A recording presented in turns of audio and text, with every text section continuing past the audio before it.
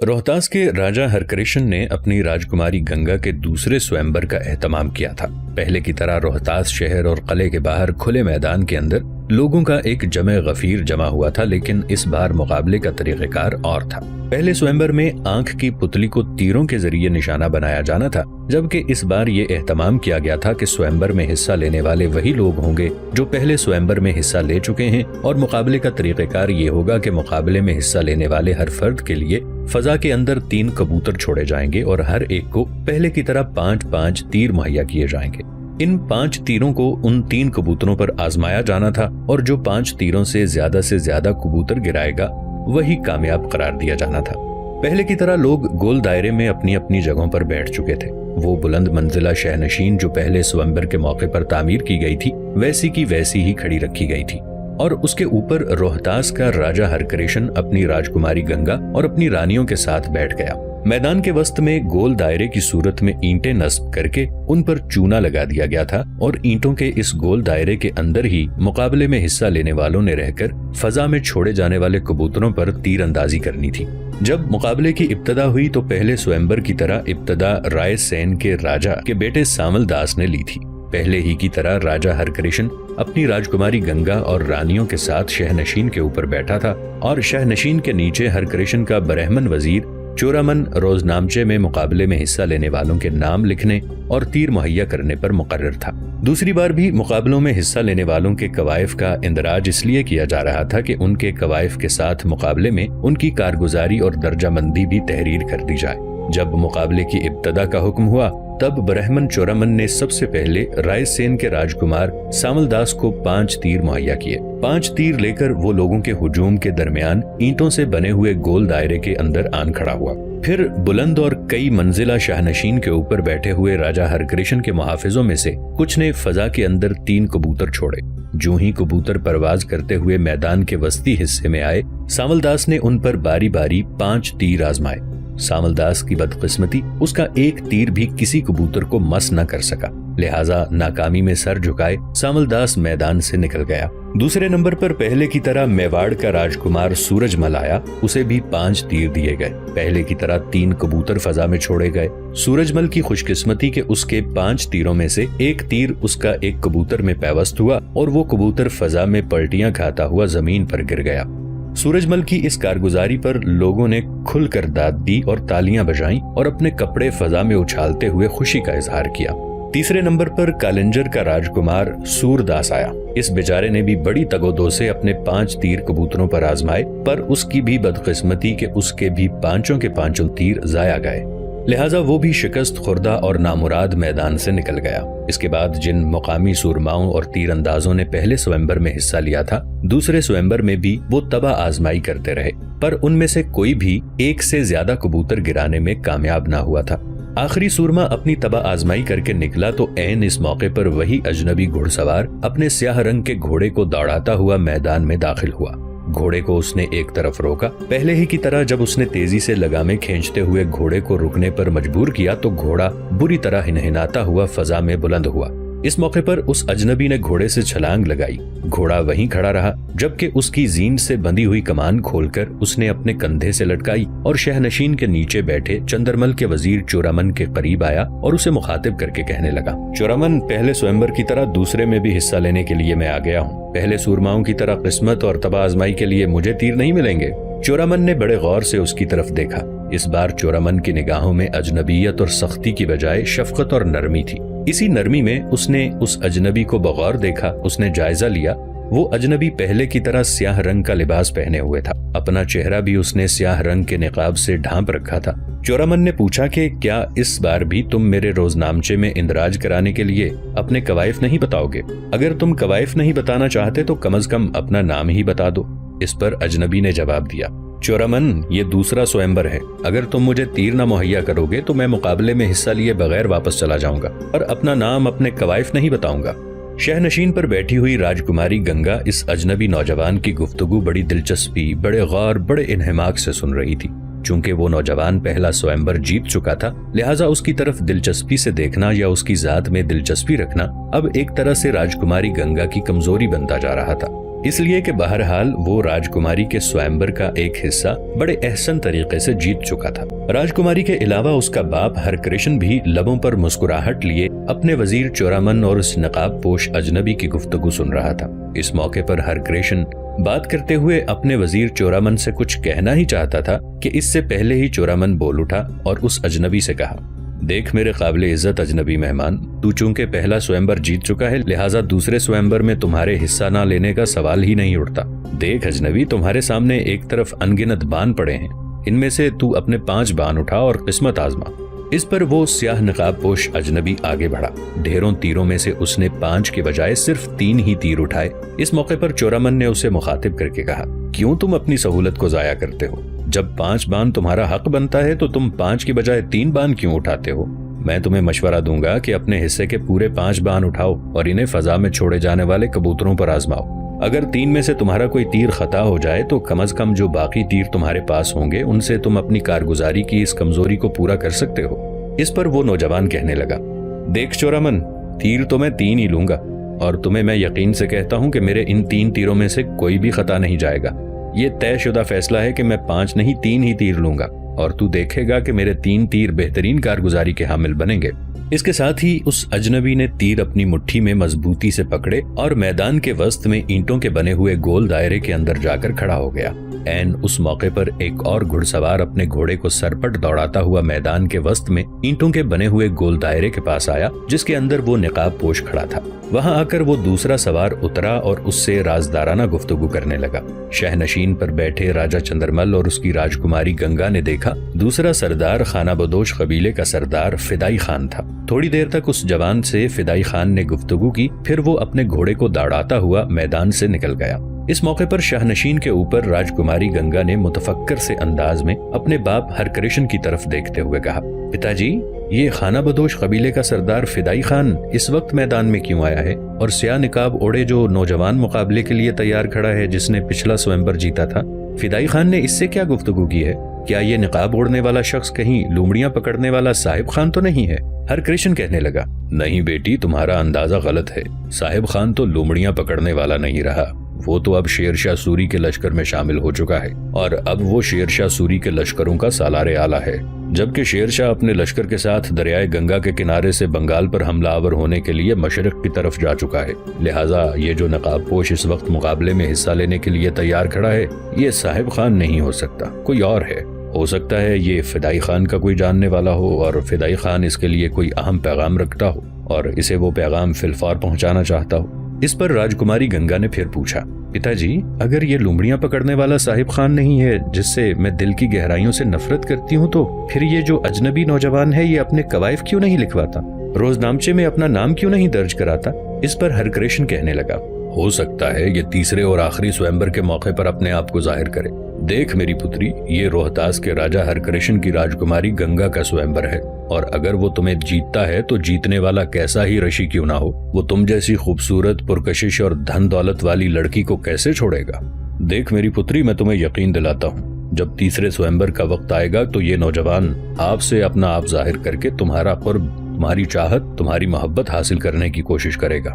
پتری ایک بات بتا۔ اس پر پیار بھری نگاہوں میں راجکماری گنگا نے اپنے باپ ہرکرشن کی طرف دیکھتے ہوئے پوچھا، کیسی بات پتا جی؟ چندرمل پوچھنے لگا، دیکھ میری پتری، یہ اجنبی جو پہلا سویمبر جیت چکا ہے، اگر یہ دوسرے سویمبر اور اس کے بعد تیسرے سویمبر میں بھی کامیاب رہتا ہے اور اس کے بعد جب یہ اپنے آپ کو ظاہر کرتا ہے اور اگر یہ کسی ریاست کا راجہ نہ ہوا، اگر یہ کوئی بڑا یا صاحب حیثیت شخص نہ ہوا، تو کیا تب بھی تو اسے اپنا جیون ساتھی تسلیم کرنے پر رضامند ہوگی؟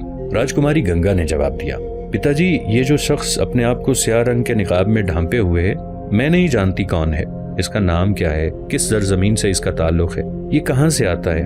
اس کے باوجود اگر یہ دوسرا اور تیسرا سویمبر پہلے سویمبر کی طرح جیت جاتا ہے تو پتا جی، یہ شخص اگر کوئی بالکل ہی گیا گزرا یا بالکل ہی غریب اور بے مایا ہوا، تب بھی میں اسے اپنا جیون ساتھی بناتے ہوئے فخر محسوس کروں گی۔ اگر مجھے اپنے جیون ساتھی کے لیے دھن دولت ہی دیکھنا ہوتا تو پھر پتا جی یہ سویمبر رچانے کا کوئی فائدہ نہیں تھا۔ میں آپ کو یقین دلاتی ہوں، جو کوئی بھی میرے سویمبر کے یہ 3 حصے جیتے گا، اس کا تعلق انسانوں کے کسی بھی گروہ سے ہو، میں بخوشی اور فخریہ انداز میں اپنا ہاتھ اس کے ہاتھ میں دوں گی اور اسے اپنے جیون کا ساتھی تسلیم کروں گی۔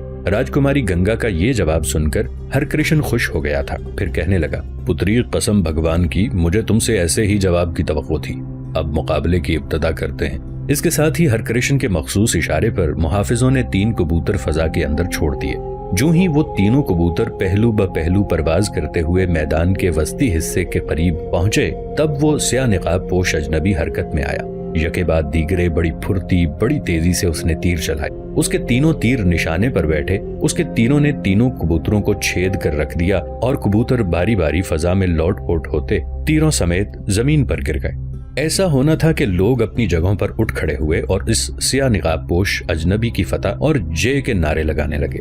ساتھ ہی ساتھ وہ فضاؤں کے اندر اپنے کپڑے اچھالتے ہوئے اس اجنبی کی کامیابی پر خوشی اور مسرت کا اظہار کر رہے تھے۔ اس موقع پر اپنے باپ ہر کرشن کے پاس بیٹھی ہوئی راجکماری گنگا کی حالت بھی قابل دید تھی۔ سیاہ نقاب پوش اجنبی جوان کے بڑے تیزی کے ساتھ تینوں کبوتر گرا دینے پر گنگا کے چہرے کے نقش و نگار پر مسکراتی جگمگاتی رنگ و روشنی کی رتیں پھوٹ پڑتی تھیں۔ اس کے بدن کے روپ اور نکھار میں تاروں کی سی سیمابی روح نکھت و نور کی تجلی آمیز مسرت حلول کر گئی تھی۔ اس کے بعد لال بدخشاں ہونٹوں پر محبتوں کے حسین رنگوں میں ڈوبی خوشبو اور رنگوں کی پچکاریاں اپنا کام دکھا رہی تھیں۔ مجموعی طور پر زہرہ جبیں، مہر جمال، روح عصر بہاراں، غزالی آنکھوں والی، دریمن دانتوں والی راجکماری گنگا رات کی دہلیز پر چاند راتوں کے لب و رخسار کی سرخی جیسی خوشگن، بوندوں کی جل ترنگ میں ہوائے سنگیت جیسی پرکشش اور گلابی رتوں کی آنگنوں میں دھنک رنگ جھولوں جیسی خوبصورت اور پرجمال ہو کے رہ گئی۔ اجنبی نوجوان کی کامیابی پر اپنی بیٹی گنگا کی یہ حالت دیکھتے ہوئے راجہ ہر کرشن کے چہرے پر بھی خوشکن اثرات تھے۔ پھر غور سے راجکماری گنگا کی طرف دیکھتے ہوئے راجہ ہر کرشن نے پوچھا، دیکھ میری پتری، یہ اجنبی نوجوان پہلے کی طرح دوسرا سوئمبر بھی بڑی کامیابی کے ساتھ جیت چکا ہے۔ مجھے امید ہے کہ اسی طرح یہ تیسرا سوئمبر کا تیسرا حصہ بھی جیت لے گا۔ اس کے بعد یہ اپنا نام اور اپنے کوائف ظاہر کرے گا۔ میری بیٹی، جب یہ نوجوان تمہارا تیسرا سوئمبر بھی جیت جائے تو تم کب تک اس کی پتی اور اس کے جیون ساتھی بننا پسند کرو گی؟ اس پر راجکماری گنگا نے بے پناہ خوشیوں میں ڈوبی ہوئی آواز میں جواب دیا، پتا جی، اگر یہ اجنبی نوجوان میرے سوئمبر کا تیسرا حصہ بھی اسی طرح جیت جاتا ہے تو میں 2 ماہ بعد اس کی پتنی اور اس کے جیون ساتھی بننا پسند کروں گی، اس لیے کہ 2 ماہ بعد میری رقص و موسیقی کی تعلیم مکمل ہو جائے گی۔ اس کے بعد میں شادی کے پھیروں کے لیے تیار ہوں گی۔ تب ہر کرشن نے اپنی خواہش اور خوشنودی کا اظہار کرتے ہوئے کہا، دیکھ میری پتری، ایسا ہی ہوگا جیسا تو چاہ رہی ہے۔ اگر یہ اجنبی نوجوان تیسرا سوئمبر بھی اسی طرح جیتتا ہے تو 2 ماہ بعد جب تیری رقص و موسیقی کی تعلیم مکمل ہو جائے گی تو میں تجھے اس اجنبی سے بیاہ دوں گا۔ اس وقت تک میرے خیال میں ہم جان جائیں گے کہ اس کا نام کیا ہے، یہ کون ہے، اس کا تعلق کن سرزمینوں سے ہے اور یہ کہاں سے سوئمبر میں حصہ لینے کے لیے آتا ہے۔ اس پر راجکماری گنگا فوراً بول اٹھی، پتا جی، کیا ایسا نہیں ہونا چاہیے کہ ہم اس شہنشین سے نیچے اتریں اور پہلے کی طرح اس اجنبی نوجوان کو سوئمبر کا دوسرا حصہ جیتنے پر مبارکباد دیں؟ ہر کرشن نے اپنی بیٹی راجکماری گنگا کی اس تجویز سے اتفاق کیا۔ پھر وہ دونوں باپ بیٹی بڑی تیزی سے شہنشین سے نیچے اتر رہے تھے۔ وہ سیاہ نقاب پوش اجنبی ان تینوں کبوتروں کو گرانے کے بعد اب آہستہ آہستہ اپنے گھوڑے کی طرف بڑھ رہا تھا۔ جس وقت وہ اپنے گھوڑے کے قریب گیا، اس وقت تک ہر کرشن اور راجکماری گنگا بھی بڑی تیزی سے چلتے ہوئے اس کے قریب پہنچ گئے۔ پھر راجکماری گنگا اس کے قریب گئی اور اپنی مٹھاس بھری آواز میں اسے مخاطب کر کے کہنے لگی، دیکھ اجنبی، میں اب بھی نہیں جانتی تیرا نام کیا ہے، تو کون ہے، کن سرزمینوں سے آتا ہے۔ تو چونکہ اس سوئمبر کا دوسرا حصہ بھی جیت چکا ہے، لہٰذا تو میری نگاہوں میں بھاگوان، شبھ اور بختاور ہو چکا ہے۔ میں تمہیں یقین دلاتی ہوں کہ اب اس سوئمبر کے تیسرے حصے کے لیے میں تمہیں پشکارا اور خوش آمدید کہوں گی۔ یہاں تک کہنے کے بعد راجکماری گنگا تھوڑی دیر کے لیے خاموش رہی۔ پھر اس کے بعد دوبارہ اس اجنبی کو مخاطب کر کے کہنے لگی، دیکھ اجنبی، اب تک تو نے ہمیں نہ اپنا نام بتایا ہے اور نہ یہ ظاہر کیا ہے کہ تیرا تعلق کن سرزمینوں سے ہے، نہ ہی تو نے اپنے کوائف لکھوائے ہیں۔ کیا تیری طرف سے ایسا رویہ میری ذات کے لیے ادھرم، انایو، ہتھیاؤ، کشٹ اور ظلم نہیں ہے؟ کیا تم دوسری کامیابی کے بعد اپنے چہرے سے نقاب نہیں ہٹاؤ گے کہ میں دیکھ سکوں کہ تم کون ہو، کیسے نوجوان ہو؟ اس پر مدھم سی آواز میں اس نوجوان نے کہا، دیکھ راجکماری گنگا، تیرے ان سارے سوالوں اور پرشنوں کا جواب میں تیرے سوئمبر کے تیسرے حصے میں کامیابی حاصل کرنے کے بعد دوں گا۔ اس کے ساتھ ہی وہ اجنبی ناآشنا جوان بڑی پھرتی سے اپنے گھوڑے پر سوار ہوا، اپنے گھوڑے کو ایک انگیخت کرنے والی زوردار مہمیز لگائی۔ جواب میں اس کا گھوڑا ایک بار اپنے اگلے دونوں پاؤں اٹھا کر ہنہنایا، پھر وہ سرپٹ دوڑ پڑا۔ इस नौजवान को जाते हुए देखकर राजकुमारी गंगा बेहद उदास और अफसुर्दा होकर रह गई, जबकि वो नौजवान अपने घोड़े को दौड़ाता हुआ निगाहों से ओझल हो गया। तब वो बेचारी गर्दन झुकाए बिखरी बिखरी उदास उदास अपने बाप राजा हरकृष्ण के साथ शहनशीन की तरफ होली। दरियाए गंगा के किनारे किनारे शेरशाह सूरी ने बंगाल पर कब्जा करने के लिए बड़ी तेजी से कूच किया। फिर मई सन 1535 के आगाज में शेरशाह ने बड़े इत्मीनान से दरियाए गंगा के हर दो जानिब बंगाल के इलाके को अपने कब्जे में करने के लिए जंग का बिगल बजा दिया। शेरशाह सूरी ने बड़ी तेजी से बंगाल में अपनी यलगार की इब्तदा की। बरसात का मौसम शुरू होने से पहले ही शेरशाह ने बंगाल के जिले मोंगीर के अक्सर हिस्सों पर कब्जा कर लिया, क्योंकि मौसम बरसात में मशरक की जानिब मौजूदा भागलपुर के नशीबी इलाके में नकलो हरकत नामुमकिन होकर रह जाती थी। मोंगेर जिला के अक्सर इलाकों पर कब्जा करने के बाद इस जिले में मोंगेर नाम का जो सबसे बड़ा और मजबूत किला था, शेरशाह सूरी अपने लश्कर के साथ उसके सामने आकर नमूदार हुआ। मोंगेर किले को फतह करना कोई मामूली काम न था, इसलिए कि इस जिले का 4/5 हिस्सा पहाड़ों और दरारों से पुर है। इस जिले में खड़गपुर और गुड्डू की पहाड़ियां हैं, जो हमलावरों के रास्ते में बहुत बड़ी रुकावट हैं। सूरजगढ़ से 6 मील के फासले पर कोलवरिया का दहाना है, जो एक रुकावट साबित हो सकता है। मोंगेर किले पर हमलावर होने के लिए शेरशाह सूरी ने सूरजगढ़ के करीब अपने लश्कर के साथ पड़ाव किया, ताकि उसके लश्करी सस्ता कर आराम कर लें। मोंगेर का किला सूरजगढ़ से बजानिब मशरिक 18 मील है। राजमहल की पहाड़ियों में वाक़े तेलियागढ़ी मोंगेर से 66 मील मशरिक में है। सूरजगढ़ से मोंगेर की तरफ जाते हुए जिन मैदानों में सफर किया जा सकता है, उनकी चौड़ाई 6 मील के लगभग है, पर ये चौड़ाई मोंगेर के करीब जाते जाते सिर्फ 2.5 मील रह जाती है। सूरजगढ़ से मोंगेर तक 18 मील का फासला किसी भी हमलावर के लिए जो बजानिब मगरिब दरियाए गंगा के जुनूबी किनारे पर हमला करना चाहता हो, हौसला शिकन है। इसलिए कि इस सड़क के हर दो जानिब जुनूब मशरिक में खड़गपुर की पहाड़ियां हैं, जो मोंगेर के मकाम पर दरियाए गंगा से हमकिनार है। इसके मशरकी किनारे पर मोंगेर का नाकाबिले तस्खीर किला है, जिसे फतह करना किसी भी हमला आवर के लिए उस वक्त तक मुमकिन नहीं जब तक उसके पास भारी तोपखाना ना हो। इसके अलावा इसका दरियाए गंगा पर भी कब्जा ना हो। माजी में किसी भी दाना और दूर अंदेश फौजी सिपहसालार ने ऐसी मोहलिक जगह में अपने लश्करों को झोंकना पसंद न किया, पर शेरशाह सूरी हर सूरत में मोंगेर के इस अहम किले को फतह करना चाहता था। बंगाल के हुक्मरान सुल्तान महमूद को भी शेरशाह सूरी के इस हमले की खबर हो गई थी, लिहाजा शेरशाह सूरी के मोंगेर पहुंचने से पहले सुल्तान महमूद ने मोंगेर के किले का दिफा मुकम्मल कर लिया था। वो अपने लश्कर के साथ बड़ी तेजी से हरकत में आया। लश्कर का एक हिस्सा उसने मोंगेर के किले में मुतय्यन किया और बाकी लश्कर के साथ वो दरियाए गंगा के मशरकी किनारे घात में बैठ गया, ताकि जब शेरशाह अपने लश्कर के साथ इस समत आए तो उस पर 2 तरफा हमला किया जाए, एक गंगा के शर्की किनारे से, दूसरा मोंगेर के किले के अंदर से। इस तरह 2 तरफा हमला करके सुल्तान महमूद हर सूरत में शेरशाह सूरी को पसपा करना चाहता था। शेरशाह सूरी भी हालात से बेखबर न था। उसके जासूस जगह जगह फैले हुए थे और बंगाल के हाकिम सुल्तान महमूद के एक एक पल की खबरें उसे पहुंचा रहे थे। इन हालात में शेरशाह सूरी ने अपने सारे सालारों का इजलास तलब किया, ताकि बंगाल के हुक्मरान सुल्तान महमूद से निपटने के लिए कोई लाहे अमल तय किया जा सके। जब शेरशाह सूरी के सब बड़े बड़े सिपहसालार उसके खेमे से बाहर डाली जाने वाली दरी के ऊपर जमा हो गए, तब शेरशाह ने उन सब को मुखातिब करके कहना शुरू किया, मेरे अजीजों, मेरे भाइयों, मेरे फर्जंदों, तुम जानते हो इस वक्त हमारा मकसद और हमारा हदफ मोंगेर का किला है। मोंगेर के किले की हिफाजत के लिए बंगाल के हुक्मरान सुल्तान महमूद ने अपनी ताकत को 2 हिस्सों में तकसीम किया है। इस तरह वो हमारी ताकत को भी 2 हिस्सों में तकसीम करके कमजोर करना चाहता है और अपने लिए फवायद हासिल करना चाहता है।